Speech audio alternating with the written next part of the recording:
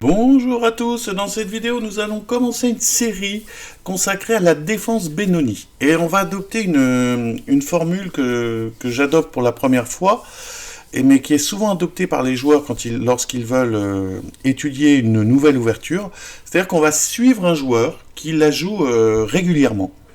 Alors, le joueur que j'ai choisi, c'est un joueur géorgien, il s'appelle Pantsoulaya Levan, et c'est un grand maître qui a actuellement 2600 Elo.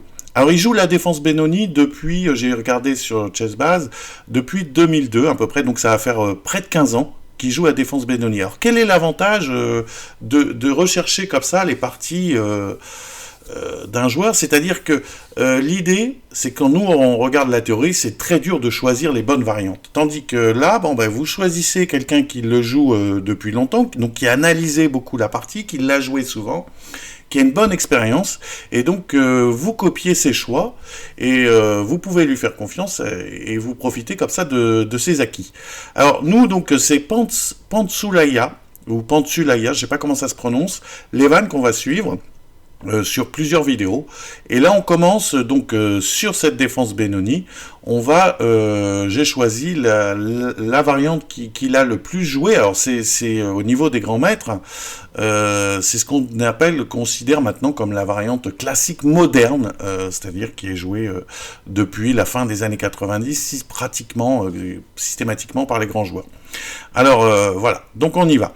Alors, il a les noirs, hein, donc Pantsoulaya, D4, cavalier F6, C4, C5, D5, E6, cavalier C3, pion prend, D6, E4, G6. Voilà, c'est ça la défense Benoni. On joue, voyez, on bloque les pions. Avec le pion ici en C5 qu'on a poussé très tôt, on a incité les noirs les blancs, à ouvrir cette grande diagonale. Et après, on met le fou en fanquetto. Alors, j'aime bien cette défense parce que, par rapport, par exemple, à la défense est-indienne, où également on fait un fanquetto, là, on n'a pratiquement qu'une seule structure de pion. Donc, si on connaît, il y a quelques plans à connaître, quelques idées, et on a un peu toujours les mêmes structures de pions. Donc, c'est assez facile de se préparer. Même, évidemment, il y a toujours de la théorie à connaître. Alors, là, c'était au blanc de jouer. L'adversaire a joué cavalier F3. Donc là, dans cette partie, fou G7, H3, petit roc, fou D3. Voilà, ça c'est considéré comme on joue H3 pour éviter fou G4, qui serait un peu embêtant avec le fou en D3. Parce que l'idée d'échanger ce fou contre le cavalier, il y a deux idées. Hein. Déjà, on a moins d'espace que l'adversaire, donc c'est toujours bien quand vous avez moins d'espace d'échanger les pièces mineures. Et comme on va lutter pour les cases noires, ce cavalier contrôle quand même deux cases noires ici centrales importantes, la case E5 et la case D4. Et comme on le verra aussi, des fois on essaye de mettre une dame en H4 également. La dame ici peut venir en H4 pour avoir un peu de jeu. Donc ça peut être intéressant d'échanger le fou C8 contre le cavalier en F3, d'où ce H3. Alors, on va regarder un peu comment Pantsoulaya joue cette position. Et là, il a joué plein de fois cette position hein, contre des joueurs de plusieurs niveaux, des forts joueurs, des grands maîtres. Et là, il est opposé à un joueur qui est nettement moins fort que lui, mais qui est, pour nous, déjà un joueur relativement fort, puisqu'il a plus de 2100 Elo. Hein. Alors, là, il joue tour E8, Pantsoulaya. Donc, on va d'abord regarder cette partie. Et après, on verra d'autres parties de tour E8. L'adversaire joue roc, cavalier D7, tour E1. Et là, cavalier H5. Alors, il y a plusieurs idées. Hein. Déjà, la première idée, comme je vous disais, c'est de lutter pour le contrôle des cases noires. Hein. Ici, à l'aile, sur ces cases ici, les cases centrales E5, D4, et également à l'aile roi. Mais on peut aussi jouer A6, B5 pour une expansion à l'aile dame. Hein. C'est les deux plans principaux des noirs. Hein.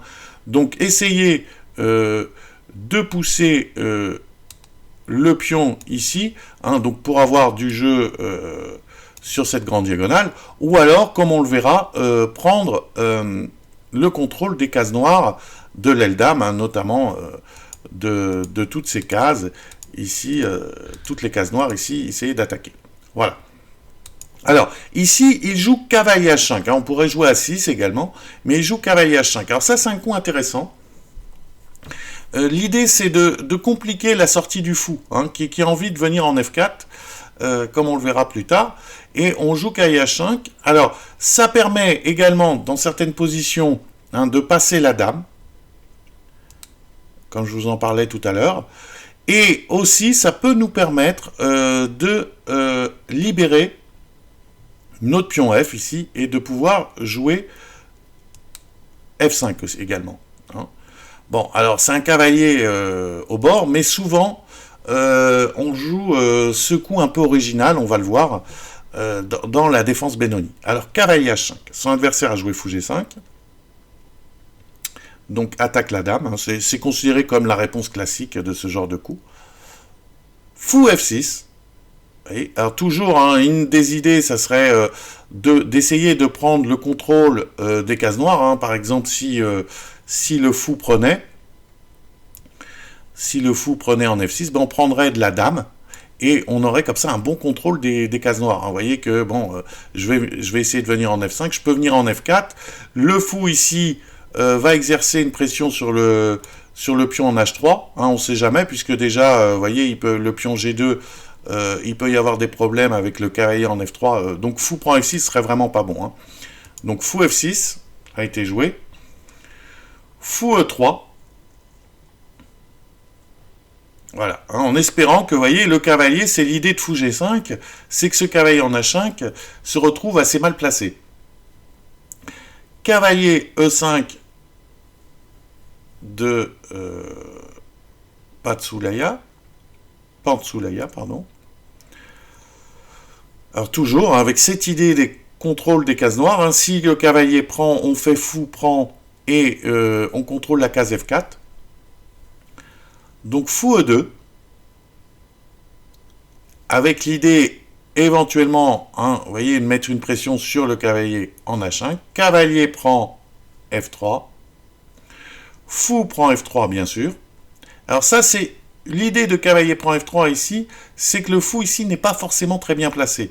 Hein, il bloque notamment le pion F, hein, parce que, alors on a parlé essentiellement des pions, des plans noirs, hein, mais les blancs dans les Benoni, eux leur rêve c'est d'arriver à jouer F4, E5 et dans de bonnes conditions et d'écraser les noirs au centre.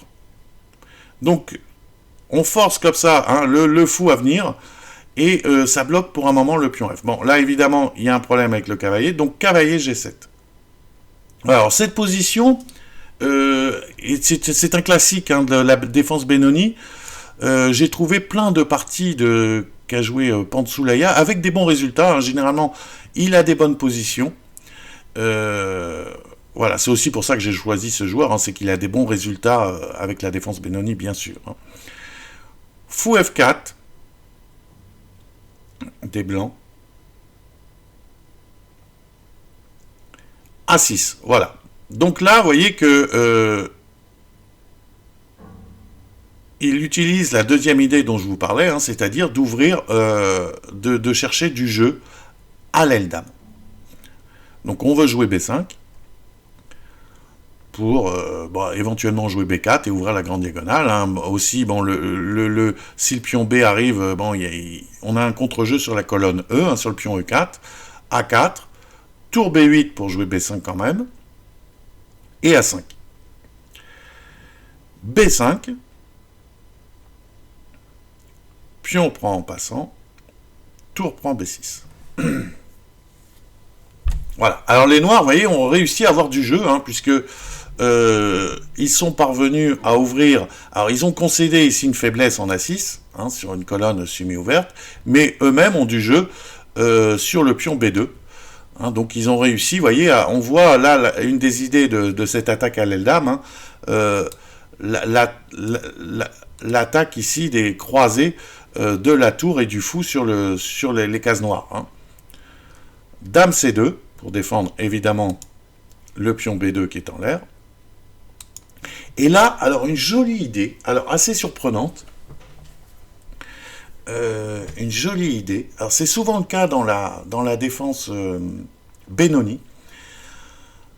C'est nous on joue pour une attaque souvent à l'aile roi. Hein, et là H5. Très jolie idée. L'idée qui apparaît d'un seul coup, c'est qu'éventuellement on va pouvoir jouer le pion ici, le pion G jusqu'en G4.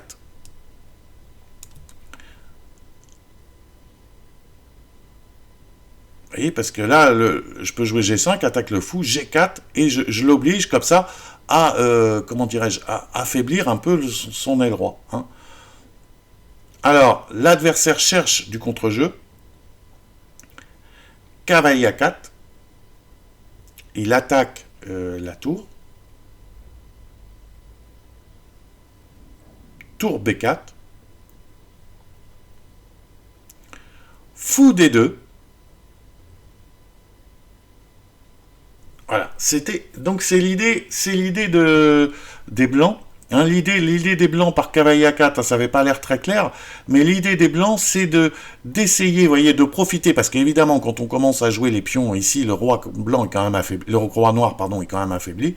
Ça serait d'essayer de passer le fou en C3 et peut-être de transférer le cavalier blanc en C4. Souvent, un cavalier ici en C4, on le reverra plus tard, c'est très bien placé dans ce genre de structure. Et d'échanger le fou maintenant de cases pour essayer de cases noires pour essayer de, comment dirais-je, de trouver, d'exploiter l'affaiblissement du roc noir. Et là, surprise,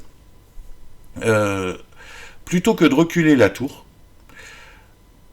Pantsoulaya décide de sacrifier la qualité. A5. Une idée très intéressante. Vous voyez l'importance des cases noires hein, dans le... Et là, on voit, hein, quand je vous disais tout à l'heure que la dame va pouvoir commencer, on voit que la dame, elle va pouvoir, si elle arrive en H4, elle sera très bien placée. Hein. Elle mettra des pressions. Hein. Si le fou, par exemple, vient en E5, elle sera très bien placée, la dame noire. Donc là, on décide de sacrifier. Hein. Alors évidemment, bon, il n'a pas pris les blancs. Hein. Si ils n'ont pas pris la qualité, ils ont joué tout simplement fou C3, hein, qui est un coup intéressant également. S'ils avaient pris la qualité, vous voyez, avec pion prend B4, bon, ben, ce cavalier n'est pas très bien placé. Et moi, j'ai du jeu. Hein. Je peux essayer, par exemple, bon, je sais pas, là, ce cavalier est quand même dominé. Donc, il faut que j'essaye de jouer B3 et de le transférer en C4. Hein. Alors, bon, B3, le problème, c'est que je vais rendre la qualité. Alors, imaginons, je sais pas, je joue, je sais pas, tour A2 peut-être. Tour A2 et... bon, moi je vais essayer de jouer fou E5 et sur B3, et ben d'essayer de passer la dame par ici.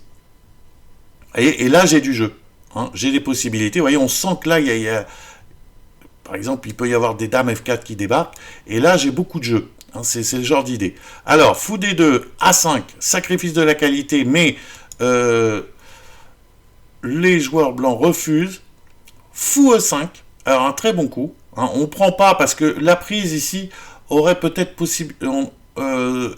aurait permis au blanc de chasser. Donc il joue fou E5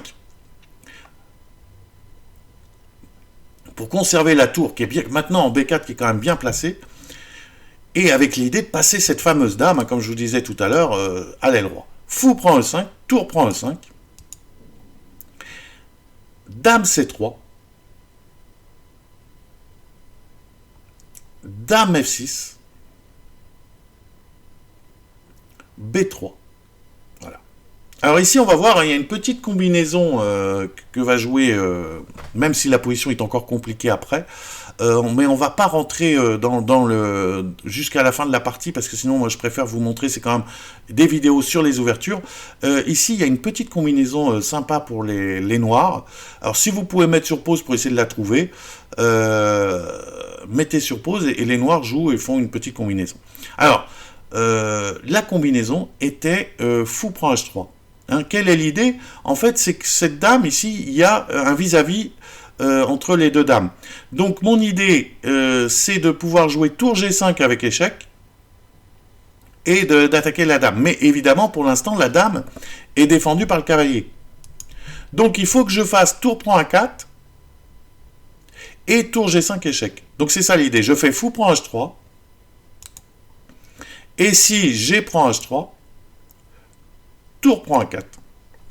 Vous voyez? Et là, là c'est un peu délicat pour les blancs, hein, parce que je menace, bon évidemment en cas de prise en A4, je jouerai tour G5, échec, et je gagne la dame C3. Hein. Voilà. Donc vous voyez, cette petite partie illustre bien des thèmes qu'on va retrouver dans la défense Benoni. Alors, on va voir une autre partie de la même variante, toujours du même joueur, hein, de ce joueur géorgien, le grand maître géorgien. Donc, ça commence pareil. Je vous remontre les coups. Hein, donc, c'est cette fameuse variante. Alors là, il joue tour 8, cavalier B, D7. Alors, il joue pas A6, A4. Ça doit avoir une importance. Certains joueurs intercalent A6, A4, d'autres non. Cavalier H5 ici, ce coup bizarre. Et on va voir ici, voilà, on va voir une autre idée. Alors, donc, fou G5, toujours, fou F6, fou E3, cavalier E5, fou E2, cavalier prend F3, fou prend F3, cavalier G7. Alors là, voilà, je vous avais dit... comment dirais-je, voilà, que cette position était souvent jouée. Hein. Et bien là, on va en voir une autre extrait. Alors là, il est opposé à un joueur qui a un grand maître également, qui a près de 2600 aussi. Et le joueur, là, dans la partie, l'adversaire avait joué fou F4. Là, il va jouer dame D2. Bon. Là, il utilise le même... donc ça a été joué en 2014. A6, A4, fou D7, fou F4, fou E5, et on retrouve toujours un peu les mêmes thèmes. Hein. Fou prend E5, tour prend E5 et fou E2. Alors là, je voulais vous montrer parce que là, il montre... on montre, c'est une autre idée. Alors, il a perdu cette position avec les noirs, mais c'est pas à cause de l'ouverture, hein, c'est plus tard. Là, c'est au noir de jouer. Et il va jouer un autre coup un peu thématique. Parce que là, bon, les blancs menacent quand même peut-être F4. Hein, même s'il faut voir, hein, des fois on peut laisser, on verra que dans des positions, on fait exprès de laisser les pions avancer. Et là, il a décidé de jouer G5. Alors ça, c'est une idée intéressante aussi. Bon, surtout, il faut le faire plus tôt quand il y a l'échange des fous a été fait, enfin, pas nécessairement. Mais disons que ça bloque, vous voyez, ça bloque les cases noires. Un petit coup intéressant. Hein. Alors, on va voir un peu comment... L'autre a joué fou G4 pour échanger son mauvais fou, hein, parce que celui-ci, c'est quand même le mauvais fou, celui-ci, c'est le bon fou. Fou G4. Et son idée, l'idée des blancs à long terme, c'est d'exploiter les affaiblissements ici des cases. Hein, parce que le problème de ce coup de jouer G5, soit bon, on bloque, on assure la case E5, mais en contrepartie, on lâche la case F5 et la case H5. Hein, bon, surtout la case F5. Alors, fou G4, fou prend G4, pion prend G4 et H5. Vous voyez, un coup intéressant. Pion prend, cavalier prend. Il a joué dame D1. Alors pour éviter cavalier F6, bon parce qu'il voulait pas que la dame arrive en G4. Cavalier F6, dame F3, roi G7, tour E3 et dame H8. Voilà. Et là c'est même, vous voyez, il a du jeu. Là il a recherché du jeu sur la colonne H. Et c'est même à l'avantage des noirs, d'après les machines. Hein. Bon, il a fini, je vous dis, par perdre cette partie. Mais vous voyez que c'est intéressant. C'est un autre plan très intéressant de jouer G5 comme ça. Et même H5, vous voyez, grâce au cavalier en G7 qui est un peu bizarrement placé, mais on essaye de l'utiliser quand même au maximum. Et voilà, comme ça, après, il a été recherché du jeu sur la colonne H, hein, avec dame H8, et éventuellement, plus tard, carrément doublé sur la colonne H.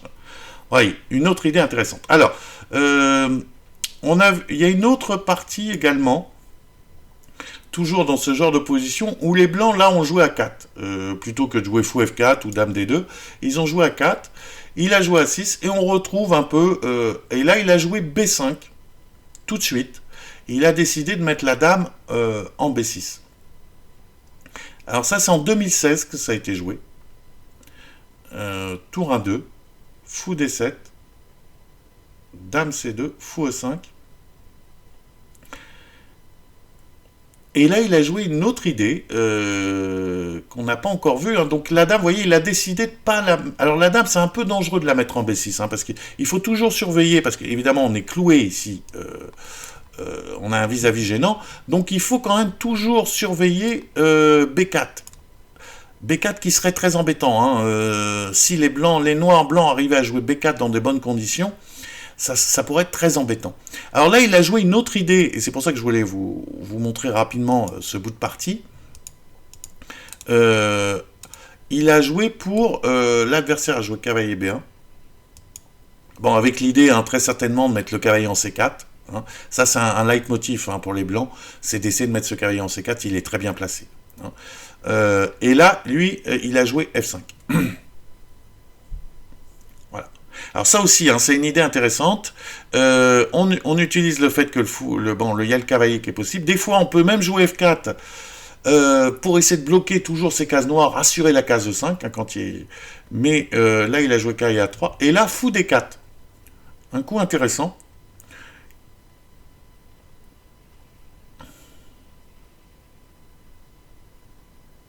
Cavalier C4, dame B4.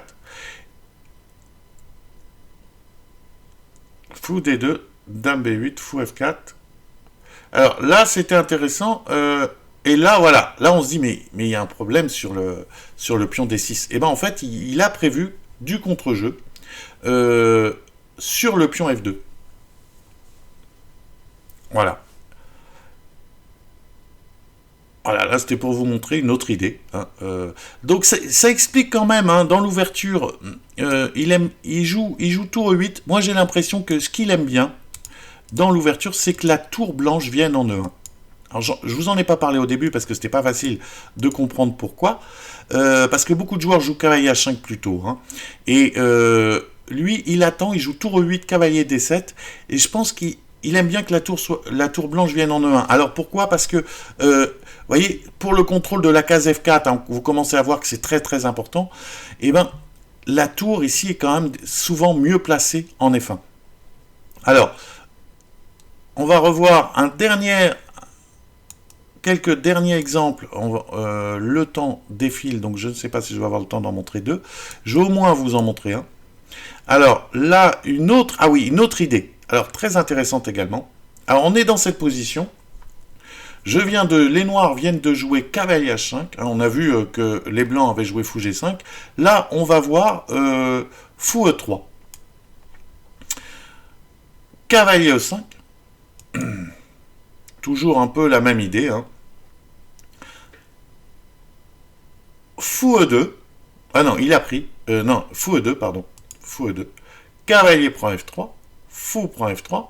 Et là, l'idée des blancs, hein, par rapport à tout à l'heure, c'est que le cavalier n'a pas la case G7.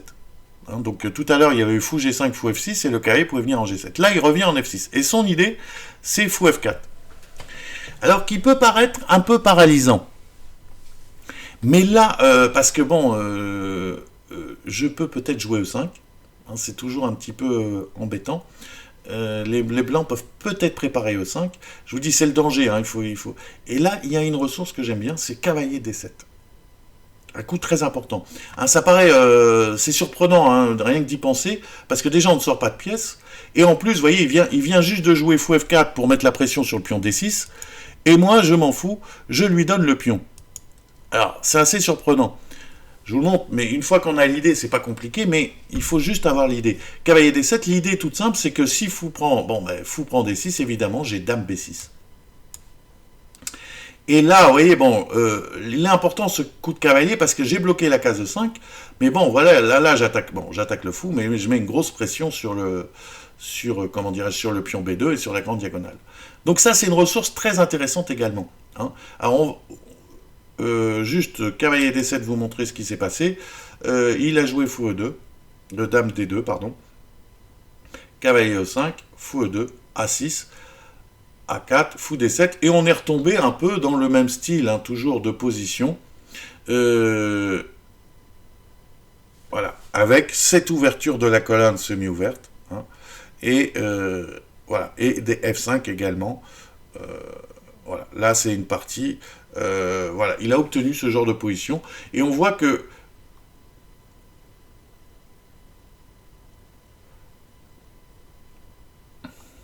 vous voyez, il y a plusieurs idées, hein, mais là, vous voyez, là, bon, F4 est difficile à jouer, hein, parce qu'on jouerait cavalier G6 par exemple, et il y aurait la colonne E assez faible, hein.